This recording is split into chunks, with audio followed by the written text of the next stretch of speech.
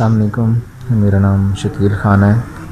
میں ضلع میاں والی تحصیل سخیل تھانہ چاپڑی کے گاؤں ناصر آباد کا رہنے والا ہوں۔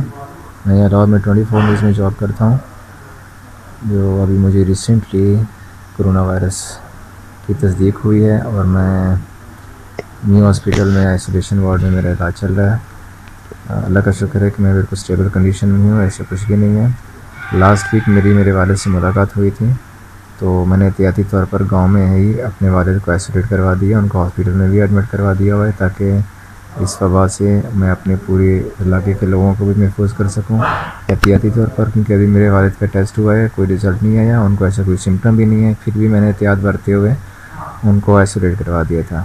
لیکن انفارچونیٹلی بیماری تو رب کی ذات کی طرف سے ہوتی ہے، اس میں انسان کچھ نہیں کر سکتا، مگر جو تھانہ ایس ایچ او کا تھانہ چاپڑی کا ایس ایچ او ہے لیاقت، وہ بڑی طریقے سے میری فیملی کی میڈیٹ کر رہا ہے۔ میں لاہور میں ہوں، میں نے آج تک گاؤں کا سفر بھی نہیں کیا تھا، اس کے 3-4 مہینے ہو گئے، میں کیونکہ آفس کی وجہ سے میں سفر نہیں کر سکا گاؤں کا، لیکن وہ میری فیملی کو بہت میڈیٹ کر رہا ہے، مینٹلی طور پر ٹارچر کر رہا ہے ان کو ڈفرینٹ مساجد میں اعلانات کروائے جا رہے ہیں کہ ہم ان کو گاؤں مدد کر دیں گے، یہ ہے وہ ہے۔ تو میں پوچھنا چاہتا ہوں کم از کم کہ اس میں ہمارا کیا قصور ہے؟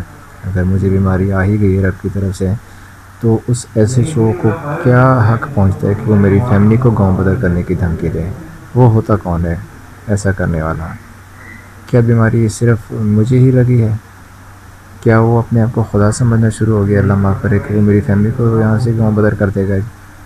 ہم کل سے بھی نہیں رہ رہے، ہم سال سے وہاں پہ رہ رہے ہیں۔